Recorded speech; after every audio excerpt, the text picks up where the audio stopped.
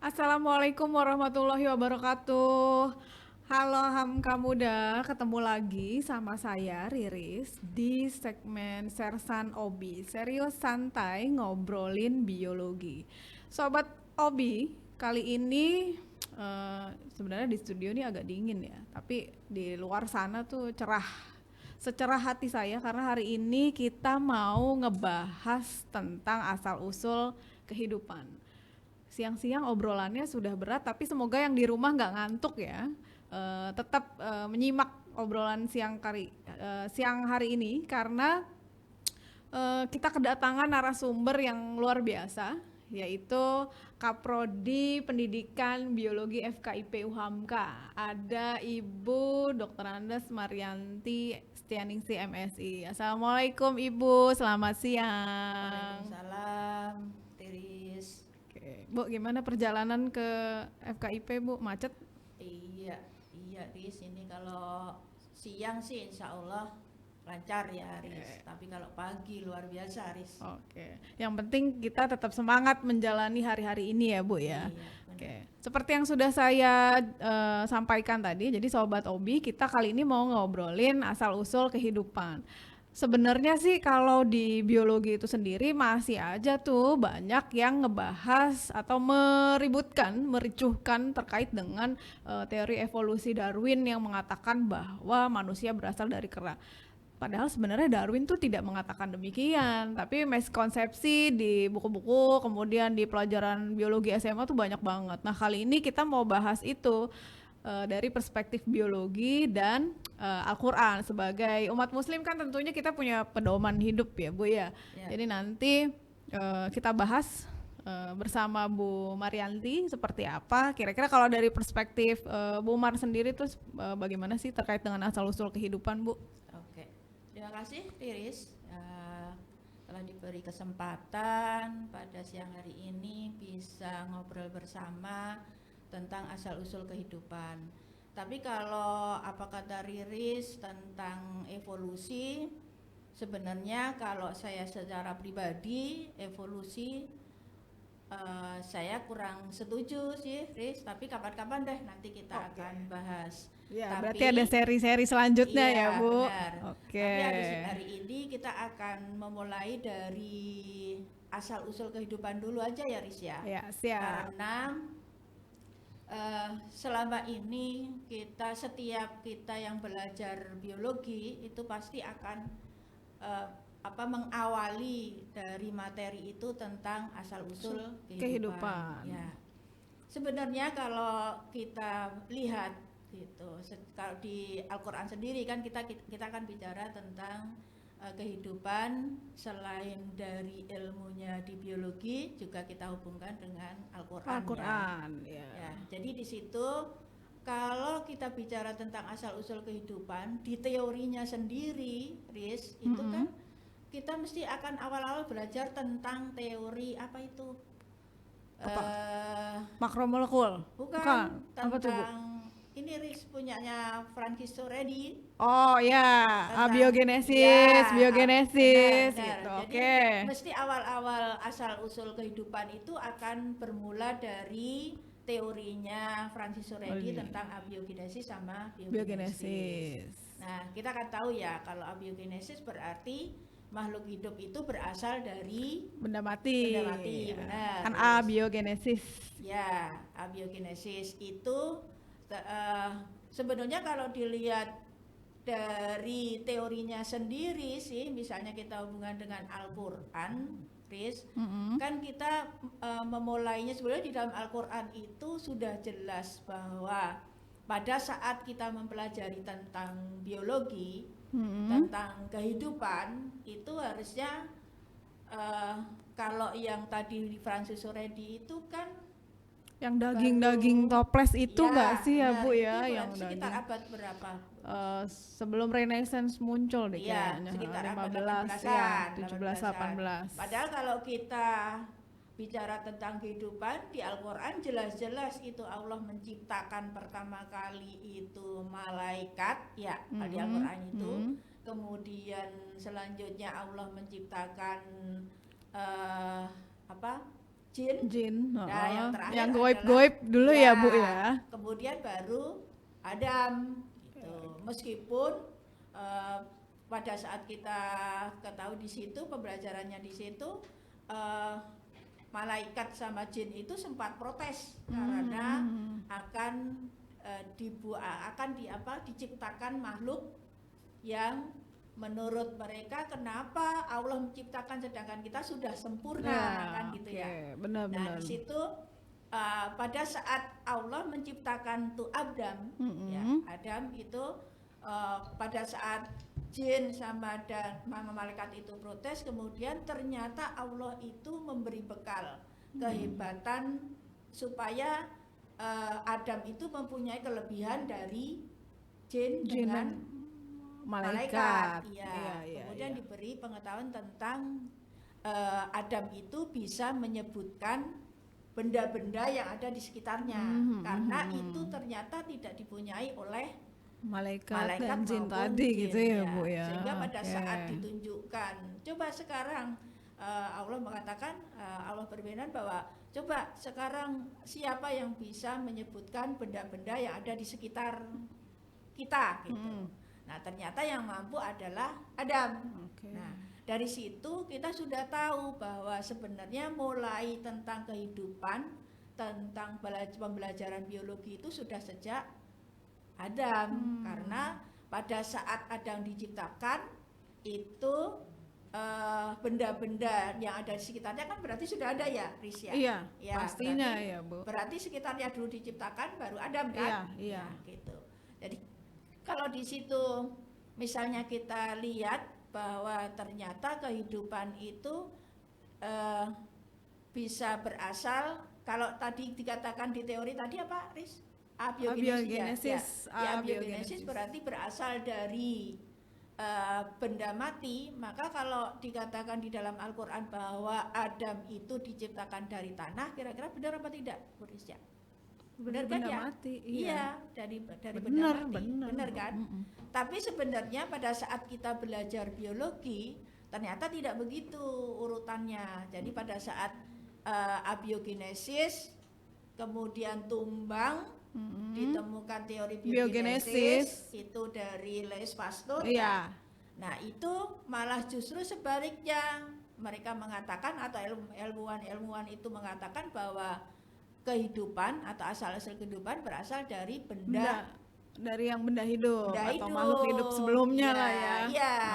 Makanya malah justru di situ itu menjadi kalau kita hubungkan dengan Al-Quran menjadi malah tidak benar ya kan, karena Allah menciptakan dari tanah, berarti membenarkan pas teorinya Francis Furedi, abiogenesis. Meskipun untuk pembelajaran sampai saat ini teori yang digunakan adalah biogenesis. Ya. Gitu.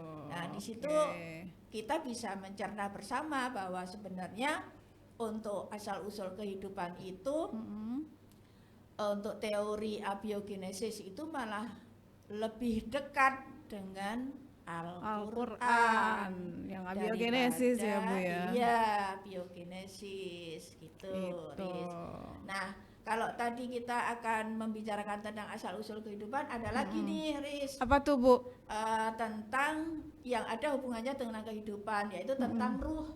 Oh iya, karena kan kalau bayi tuh ditiupkan ruhnya di usia 4 bulan ya, usia kehamilan 4 bulan gitu. Nah ini kalau ruh sendiri dari perspektif biologi itu gimana tuh Bu? Ya, kalau misalnya kita di dalam kehidupan itu, kalau di ilmuwan kan tidak kenal ya namanya ruh. Nah ini justru jadi penasaran nih para ilmuwan barat, terutama waktu kita lihat itu contoh dari penelitian adalah dari kumpulan dokter. Ya, jadi mereka penasaran tuh, kenapa orang yang meninggal atau orang yang dikatakan koma meninggal, gitu.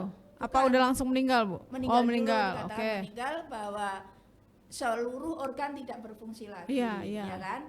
Tapi ada orang yang mengatakan tadi, apa kata Riris, itu ada orang yang mengatakan bahwa ada orang yang mati suri. Iya, mati suri. Dia punya perjalanan sendiri ya. Kan? Di mati suri itu sebetulnya sama posisinya, juga organ-organ di dalam tubuhnya tidak berfungsi. Tapi secara kedokteran ada kemungkinan dia bisa hidup lagi, makanya dibilangnya mati suri itu tadi ya.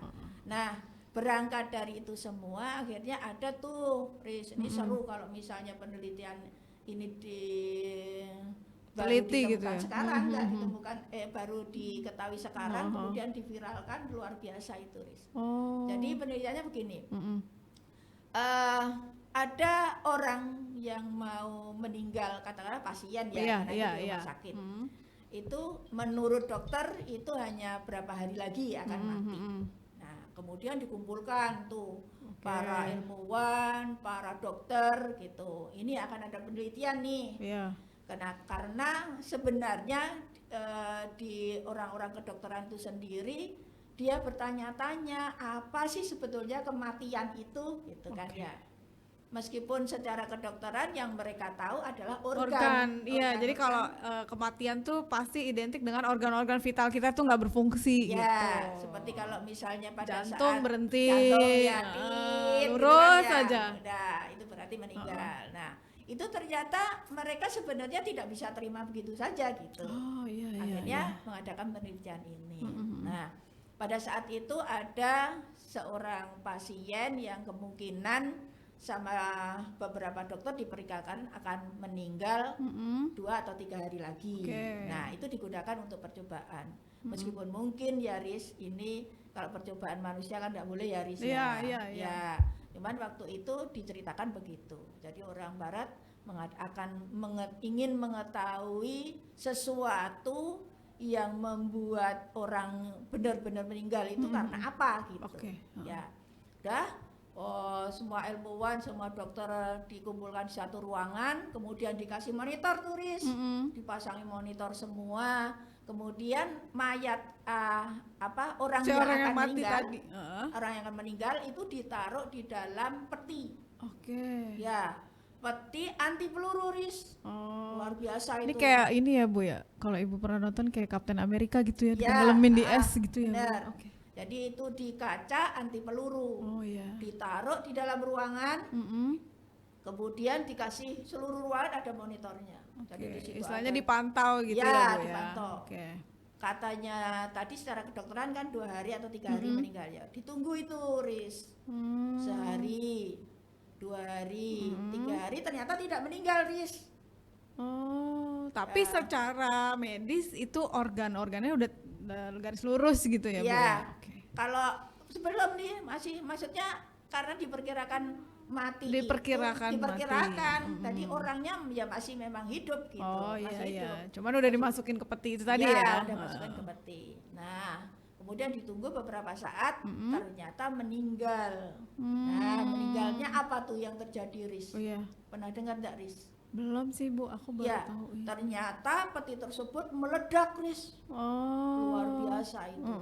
Meledak, kemudian orangnya tersebut meninggal dan hancur berkeping-keping, Riz. Berarti ledakannya itu dari mana ya? Kan kita pasti mikir kan dia dari mana. Para ilmuwan juga begitu. Lah, ini berarti ada sesuatu nih. Orang meninggal itu tidak sekedar organ tidak berfungsi gitu. Tapi sampai menimbulkan ledakan itu tadi ya, teman-teman Obi nih. Begitu. Nah, sesudah itu meskipun penelitian itu sudah selesai, tapi para ilmuwan dan dokter-dokter yang ikut dalam riset itulah ya, Bu. Riset tersebut penasaran tuh, Riz. Di antaranya ada tuh beberapa di antara ilmuwan itu karena secara ilmu tidak ketemu, akhirnya dia mendatangi beberapa pemimpin agama. Jadi ke seorang pastor, ya, kemudian ke pimpinan orang Hindu, Buddha dan seterusnya. Saya semua agama lah ya. Semua agama, ya. Tapi menurut ilmuwan ini yang penasaran ini, itu kayaknya Apa jawabannya itu nggak memuaskan ya, gitu, tidak memuaskan, nggak gitu. sesuai lah ya. Masa sih begitu? Iya, gitu. iya. Terus akhirnya dia terakhir nih, seorang kiai ulama. Oh, iya, Islam. iya. Nah, dia tuh baru tercerahkan. Oh, ternyata di dalam Islam itu ada yang disebut dengan ruh itu tadi ya, Bu ya. Ya. Akhirnya ya para dokter yang dokter ini tadi yang penasaran ini tadi di antara dokter tadi atau ilmuwan tadi, jadi udah terjawab tuh. Iya, kenapa bisa ada ledakan itu tadi ya? Berarti dia mengatakan bahwa ternyata ruh itu kekuatannya yang paling besar pada manusia. Jadi bukan organ ternyata, Riz. Iya, tapi ada si ruh ternyata itu ya. Ada ruh itu. Nah, sebetulnya di Al-Quran juga ada loh, Riz, yang mengatakan tentang ruh ini. Si ruh itu ya. Nah, perlu dibacakan enggak, Riz? Kayaknya perlu ya, Bu ya. Mungkin siapa, Mbak Desi atau Mas Rizky boleh? Oke.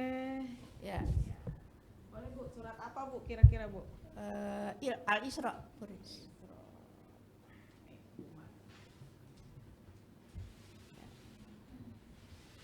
Sobat Obi, kita dengarkan Bu Marianti membaca ayat suci Al-Quran. Ya, jadi nanti bisa dilihat pada surat Al-Isra. Surat Al-Isra itu surat ke-17 ya. Surat 17 ya. Surat 17 ayatnya berapa ya? 85, Riz, 85. Sambil saya searching juga nih. Ya. Jadi Al-Isra surat ke-17 ayat 85. Boleh dibacakan enggak, Riz? Boleh, Bu. Boleh, ya. A'udzu billahi minasyaitonir rajim. Wa yas'alunaka 'anir ruh. Qulir ruhu min amri rabbi. Wa ma utitum minal ilmi illa qalila. Sama artinya ya, Riz ya? Iya. Dan mereka bertanya kepadamu Muhammad tentang ruh. Katakanlah, ruh itu termasuk urusan Tuhanku, sedangkan kamu diberi pengetahuan yang hanya sedikit. Iya, udah jelas kan? Iya, jadi roh itu sudah sudah dari Allah gitu ya, Bu ya. Seperti tadi Riz katakan bahwa ruh sudah dititipkan pada usia kehamilan 4 bulan ya, Bu. Sama tuh kayak kemarin yang cloning domba Dolly di 90-an. Nah, kan berapa kali percobaan. Jadi kalau Allah belum mengizinkan kun fayakun kan belum ada ininya, belum berhasil gitu ya, Bu ya. Ya, betul, Riz. Jadi di situ. Sehingga kalau kita melihatnya dari ledakan berarti itu kekuatan ruh yang luar biasa. Ya. Jadi di situ ya hanya itu yang bisa kita lihat. Ternyata ada sesuatu hal yang keluar dari tubuh manusia tersebut sehingga dikatakan meninggal dunia. Immaterial gitu yang tidak tampak gitu ya, Bu ya. Benar. Jadi kalau orang dikatakan kemudian seluruh organ tidak berfungsi tapi belum mati ya berarti benar juga kan? Iya. Karena itu belum keluar ruhnya sama malaikat. Iya, gitu.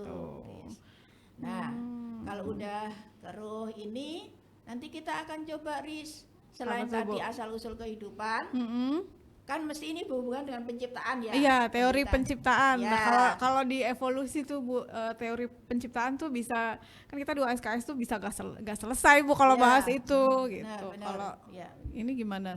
Ya, kalau kita tadi sudah kita belajar tentang asal-usul kehidupan bahwa pertama kali penciptaan adalah Adam. Nah, kemudian kita membahas tentang ruh karena ternyata kehidupan itu tidak bakalan muncul tanpa ruh. Ya. Nah, ini yang terakhir adalah penciptaan kembali. Kan kita orang Islam percaya ya. Ya, hari kebangkitan. Ya, dibangkitkan kembali. Nah, pada saat hari kebangkitan. Jadi kita nanti sudah meninggal, kemudian kita dikuburkan. Ternyata nanti ada hari berbangkit tuh. Ya, hari kebangkitan. Nah, hari berbangkit. Nah, itu juga ada tuh di Al-Quran, Riz. Allah menggunakan apa kenapa kita akan tercipta kembali dalam bentuk yang sama. Oh kita kan, iya. ya kan? Padahal kan kita kalau udah tertanam, terkubur gitu kan udah nggak ini kan. Iya. Nggak mungkin sama lah gitu. Nah ini akan ditunjukkan sama Allah bahwa aku bisa mencipta lagi nih, gitu. Seperti yang aku udah ciptakan. Gitu. Iya. Nah setelah itu ada di ayat Quran juga mengatakan bahwa pada saat nanti hari berbangkit, itu ada bagian dari seluruh tubuh manusia pada saat dikubur itu akan hancur semua, kecuali tulang ekor. Oke, kenapa? Ya. Kenapa Nah, dengan ini tulang penasaran ekor, nih. Bu? Iya. Ya, Kenapa dengan tulang ilmuwan ekor? Ini kenapa mesti tulang ekor gitu? Iya, Padahal kan jelas kalau otak saja hancur, iya. Hancur Iya. tinggal Kan, tulangnya. iya. Biasanya kan memang kalau di evolusi, bukti-bukti evolusi tuh ya tulang belulang gitu kan. Tapi kenapa tulang ekor ya? Di situ tuh yang membuat penasaran para ilmuwan juga. Dan sebetulnya belum terjawab, ilmuwan baru mencoba kenapa tulang rawan itu tidak hancur dimakan oleh kalau di tanah mikroba tanah yang ada di tanah itu. Kenapa itu? Ternyata itu pernah ditemukan oleh seorang ahli, diambil kemudian diapain turis? Dikasih diradiasi. Diradiasi ke hancur. Ya, kemudian kalau tulang biasa dikasih apa itu? Ini tadi tulang rawan ya, Bu ya? Apa gimana? Tulang ekor, bagian tulang ekor. Iya, tulang ekor bukan tulang rawan lah. Iya. Jadi kalau di situ ada tulang itu biasanya ditetesi dengan zat kimia, asam kuat. Kayak fluorescens gitu-gitu ya, Bu. Itu mesti akan leleh, Riz. Ternyata ini si tulang juga. Ekor ini ya. Iya. Ada apa makanya itu terus Ali tambah penasaran kan, loh. Bener juga gitu yang kan dikatakan di Al-Qur'an itu. Nanti bisa dilihat kalau di masalah ini ada juga hadisnya, Riz. Oh, ada hadisnya, Bu. Ada di Bukhari Muslim itu dikatakan kayak tadi yang Ibu katakan di awal tadi bahwa semua bagian tubuh manusia itu akan hancur pada saat dikuburkan kecuali tulang ekor. Kecuali tulang ekor tadi. Tulang ekor itu sehingga sebenarnya di dalam Al-Qur'an itu hanya dikatakan bukan langsung tulang ekor, Riz. Jadi dikatakan hanya nanti akan sebagian tulang yang akan membentuk. Cuman sebagian tulang belum spesifik tuh tulangnya tulang apa gitu. Tapi pas udah di kesini penelitiannya membuktikan tulang ekor. Belum gitu. Terus jadi gimana tuh, Bu? Di Bukhari Muslim itu di hadisnya itu yang menjelaskan, kan hadis yang menjelaskan Quran, Riz. Jadi kemudian dia jelaskan tuh ternyata sebagian tulang itu adalah tulang ekor. Salah satunya ya. Nah ini tidak hanya sampai segitu tuh percobaannya, ternyata ada tuh bagian neuroscience. Neuroscience, iya. Itu juga akan meneliti itu kenapa kan dia suka iniin otak ya. Iya. Unggul-unggulin suka manusia itu otaknya tuh ya. Yang inian istilahnya multi lah, banyak lah. Kekuatannya kayaknya itu ada di otak neuron, saraf-saraf. Ternyata tidak begitu. Ternyata yang lebih hebat selain otak itu adalah tulang ekor. Nah, kemudian kesininya tuh di kedokteran kenapa? Ternyata terbentuknya tulang ekor itu awal-awal itu ternyata pada saat 15 hari sesudah pembuahan, Riz. Oh, jadi dari tulang ekor dulu ya? Ya, benar. 15 hari setelah fertilisasi. Tulang ekor kan nanti ke atas jadi tulang apa itu, Riz? Tulang vertebra, tulang belakang. Tulang belakang dulu, tulang belakang baru sampai ke otak. Iya. Masuk akal sih, Bu, kalau ngelihat ini ya, proses perjalanan. Jadi kalau sebetulnya malah justru di tulang ekor itu ternyata itu adalah tempat kalau kita sekarang keren-kerennya cepnya Allah tuh, Riz. Oh, justru dari tulang ekor ya? Jadi kalau pada saat nanti kita dikembalikan pada hari berbangkit itu kita lihat monitor aja, ya apa namanya, gambaran. Ya, layar tampakan. Gitu, itu di situ nanti ada apa kegiatan kita dari bayi Baik, sampai pokoknya dewasa, istilahnya kayak slide film ya, gitu ya Bu. dari pagi sampai kembali tidur lagi, bangun Mm-mm. tidur sampai tidur Tidur lagi. lagi, Nah, itu oke. selama kita umurnya Umur- sampai berapa? Iya, iya. Gitu. Sampai kita tutup usia lah ya. Iya, begitu. Sehingga kita akan terlihat di situ, makanya wajar dikatakan bahwa tidak bakalan itu Allah perbuatan kita tidak ada yang tidak dilihat. Tidak kan? ada yang tidak dilihat. Iya, Iya. benar. Karena kan Allah Maha melihat. Ya, itu di samping itu juga karena ada chip itu, Riz. Hmm. Chip itu yang merekam kita semuanya di situ. Jadi di tulang ekor Iya. ini ya. Ya, jadi tempat rekaman kita selama hidup itu ada di Tulang ekor. Itu, Oke. Riz. Jadi di situ sama ya, sebetulnya hari berbangkit itu kan nanti dengan tulang ekor itu akan penciptaan kembali manusia, ya kan? Terus sedangkan tadi awal-awal kita bicara penciptaan awal mula. Iya. Ya, awal mulanya manusia. Kemudian ruh itu bagian yang paling penting sebetulnya. di dalam Jadi tubuh tanpa kita. ruh ya udah kita Iya. biasa onggok, misalnya daging aja Iya, gitu kan. iya seperti pernah lihat pernah ini dengar percobaan kultur jaringan hewan enggak? Iya, yang apa tuh kan banyak tuh Bu. Ya, kalau ini berawal dari kultur jaringan tumbuhan tuh. Tumbuhan kalau di kultur itu kan cuman bagian Stem cell.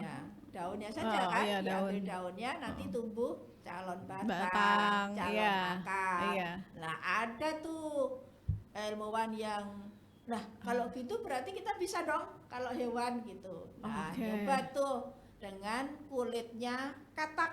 Oke, kulit Ya, katak. kulit katak diambil sebagian, masukkan ke kultur tuh. Terus diperlakukanlah sama dengan Kultur jaringan itu. Ya. Oke. Kira-kira jadi katak tidak? Oh, Gitu. karena dia penasaran gitu ya Bu ya. Karena tumbuhan bisa, kenapa hewan tidak bisa? Kira-kira bisa enggak, Riz? Ya tanpa ruh itu tadi ya nggak Iya, bisa. ya Jadi nggak semua bisa. kehendaknya Allah ya Bu ya. Betul banget, Riz. Jadi di makanya situ kita hanya- manusia jangan sombong gitu ya Bu.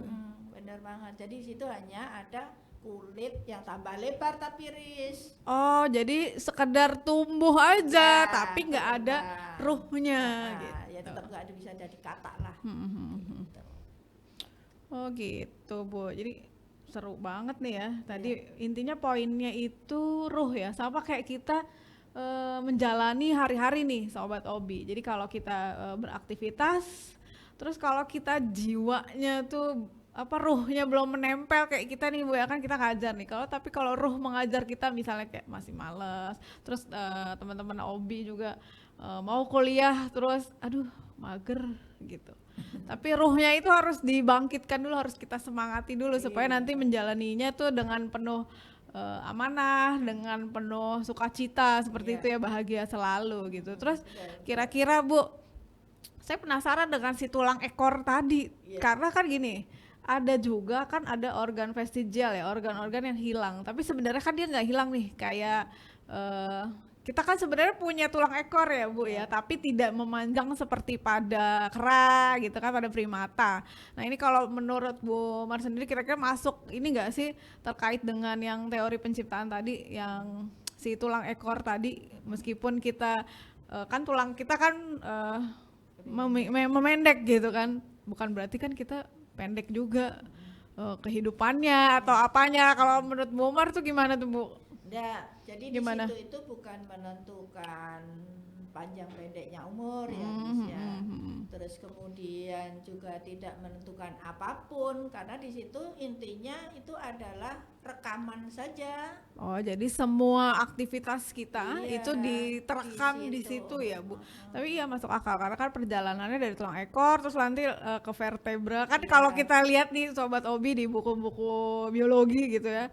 Jadi bagian embriologi itu kan mulainya karena dari bawah dulu ya Bu ya, terus muter ke atas sampai akhirnya ke kepala seperti itu. Jadi makanya di tulang ekor itu ternyata ditemukan chips rekaman aktivitas kita. Jadi buat teman-teman Sobat Obi tetap meskipun Allah itu kan gaib ya Bu ya, tapi bukan berarti dia tidak ada di samping kita, kemudian bukan berarti Allah itu tidak melihat kita. Karena kan kita kalau misalnya lagi dalam masalah gitu ya Bu, terus merasa bahwa aduh Allah tuh kayaknya nggak sayang deh sama saya gitu, kayaknya dikasih ujian mulu, dikasih cobaan mulu, padahal justru di situ Allah itu menguji karena dia sayang sama kita dan supaya kita bisa memperbaiki kehidupan kita gitu ya Bu ya. Terus masalah ini tadi Bu yang biogenesis, sampai kan tanah nih, tapi sebenarnya tanah itu kan ada unsur-unsur kehidupannya ya Bu ya, karena kan kita dari tanah kembali ke tanah gitu kan, sampai akhirnya tersisa tulang belulang gitu kan ya Bu. Nah kalau dari Bu Mar sendiri terkait dengan konsep tanah sama yang abiogenesis itu tadi Bu, padahal kan sebenarnya tanah juga ada unsur-unsur hidupnya, ya zat kimianya itu gimana tuh Bu biar teman-teman sobat Obi di rumah tahu nih Bu? Iya, memang ada yang menghubungkan begitu. Jadi kalau seandainya dalam Al-Quran itu memang kan kalau itu jelas ya, di Al-Quran jelas bahwa Adam itu diciptakan Allah dengan tanah gitu. Karena akhirnya juga jin sama malaikat tidak mau terima karena malaikat dibuat dari cahaya, sedangkan jin dari api ya kan, sedangkan Adam dari tanah gitu. Berarti mungkin tanah hal yang biasa, rendah gitu kan, kalau cahaya kan hal hebat gitu ya Bu ya. Nah gitu, dari situ kemudian orang menghubung-hubungkan apakah kemudian memang kan di tanah banyak kandungan nutrisi, zat kimia. Zat kimia di sana organik, anorganik di sana ada. Apakah kemudian ada hubungannya di situ? Kemudian kita disebutnya abiogenesis, sebetulnya itu enggak juga. Kalau menurut saya ya, enggak juga, soalnya karena kalau sebetulnya juga di Al-Quran sendiri udah jelas itu bahwa dibuat dari tanah, dan jangan lupa bahwa Allah itu menciptakan bukan dengan cara yang kalau di abiogenesis tahu sendiri, itu aja pembuktiannya juga aneh kan. Iya. Misalnya, dari tumpukan baju ada tikus gitu kan, tumpukan jerami ada tikus, kayak gitu, itu yang sering kita dengar ya Bu ya. Berarti tikus berasal dari tumpukan jerami. Gitu kan aneh gitu. Iya benar. Gitu. Nah dari situ aja udah kelihatan gitu. Hanya saja kalau misalnya kita sambungkan ke penciptaan Allah dari tanah, kemudian ada teori biogenesis dan abiogenesis, maka dihubungkan sama abiogenesis, tapi sebetulnya tidak di situ ya Bu. Tapi poin pentingnya adalah si ruh itu tadi yang dijelaskan di Quran surat Al-Isra ayat 85 gitu. Jadi ruh itu udah kuasanya Allah gitu kan. Jadi kalau manusia mau riset secanggih apapun gitu kan, tapi kalau Allah belum berkehendak ya belum jadi gitu ya Bu ya. Baik, terus kalau misalnya yang ini tadi Bu, yang terkait dengan si biogenesisnya, berarti kan artinya makhluk hidup berasal dari makhluk hidup sebelumnya nih, kayak apa ya, omni vivum ex ovo, omni vivum ex vivo ovo gitu kan, berarti kan kita dari teorinya. Iya, teori. Misalnya telur sama ayam duluan. Iya, itu tuh nggak terpecahkan itu Bu, karena kan sebenarnya kalau kita orang biologi pasti kan dari telur dulu, tapi kan kita dari makhluk hidup sebelumnya gitu kan. Nah, kalau dari menurut Bu Mar tuh gimana Bu terkait dengan si biogenesis itu? Ya, kalau di biogenesis sih penelitian dari Louis Pasteur itu kan menggunakan apa ya gitu? Labu leher angsa. Iya sih, Spallanzani sama Pasteur kan air kaldu.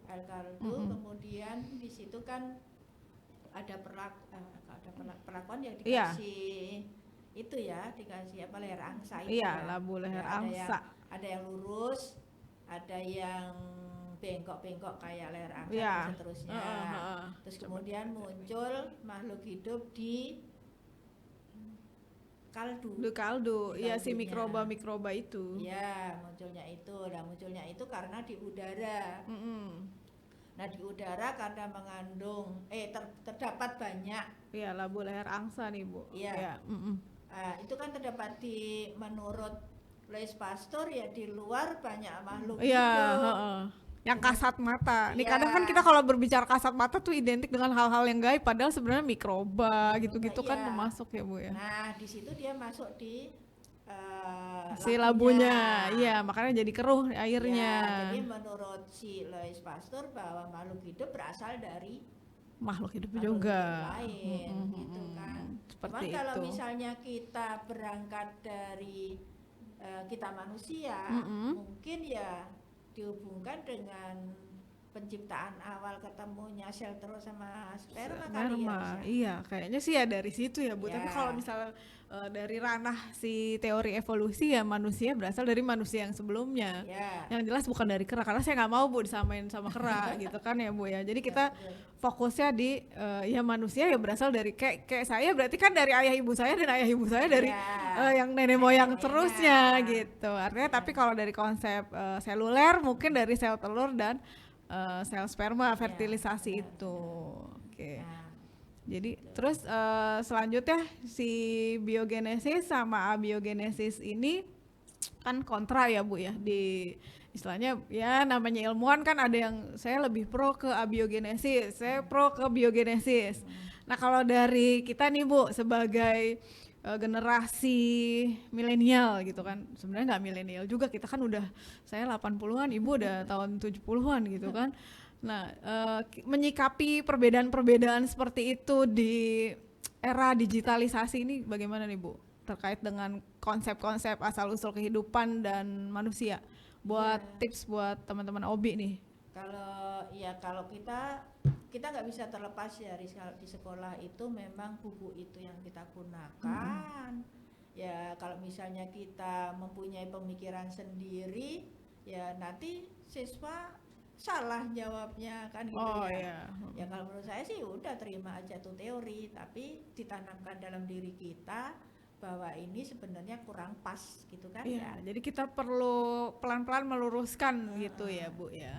Terkait dengan hal-hal yang memang dianggap miskonsepsi, khususnya teori-teori biologi seperti itu, karena memang kan kita juga mereka kan dianggap sebagai para pendahulu, makanya evolusi itu masih sekedar teori gitu ya Bu, masih dikaji terus menerus, dan konsep dari evolusi itu kan tidak sama seperti revolusi yang perubahannya cepat gitu kan. Tapi kalau evolusi itu kan bertahap dan ya bisa makan waktu ratusan jutaan tahun gitu kan untuk penelitian. Bahkan tadi Sobat Obi kan tadi Bu Umar sudah menjelaskan bahwa yang ledakan sampai akhirnya ditemukan ruh aja baru belakangan ini gitu kan ya Bu ya. Jadi makanya semakin kesini juga semakin kajian molekuler apa segala macam juga semakin canggih. Mungkin nanti di acara Sersan Obi ini buat Sobat Obi yang ada di rumah, kita ngobrol serius tapi santai terkait dengan biologi, akan kita bikin series ya Bu ya. Kali ini terkait dengan asal-usul kehidupan, mungkin nanti minggu depannya dengan narasumber yang lainnya lagi kita bahas semua hal, kita kulik. Jadi biar biologi tuh gak cuma sekedar apa ya Bu, tumbuh-tumbuhan, hewan, tapi ternyata ada mikroba, kemudian berkaitan dengan sehari-hari juga gitu. Dan yang paling penting ada konsep integrasi terkait dengan ayat-ayat. Sebagai umat muslim tentunya kita tahu bahwa Al-Quran itu adalah pedoman hidup kita gitu. Jadi jangan sampai kita lupa, jangan keseringan scrollnya tuh sosial media, Al-Qurannya lupa gitu, jadi pajangan gitu kan. Jadi makanya tetap pantau di Sersan Obi ini, karena kita akan ngobrolin banyak banget terkait dengan hal-hal atau fenomena-fenomena terkait dengan apa yang ingin kita bahas, khususnya biologi.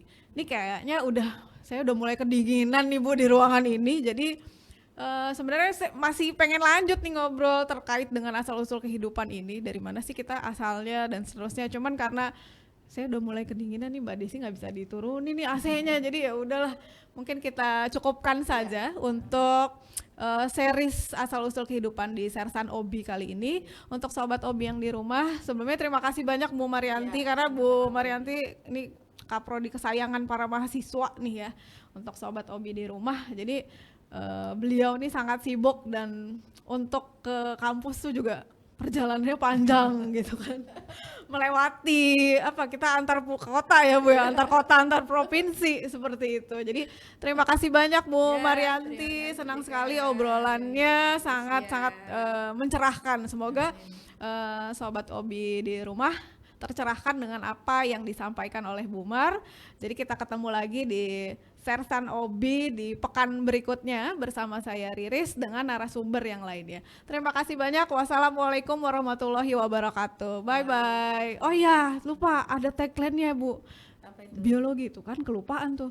Kita punya tagline. Jadi kalau saya sebut biologi nanti ini ada Mas Rizky sama Mbak Desi bisa ikut ngomong ya. Jadi meneliti, mensyukuri fantastik biologi. Kita latihan dulu boleh ya? Meneliti, mensyukuri fantastik biologi. Oke, siap ya? Oke, sampai jumpa. Kita tetap di Sersan Obi Biologi, meneliti, mensyukuri fantastik biologi. Bye. Assalamualaikum warahmatullahi wabarakatuh. Waalaikumsalam.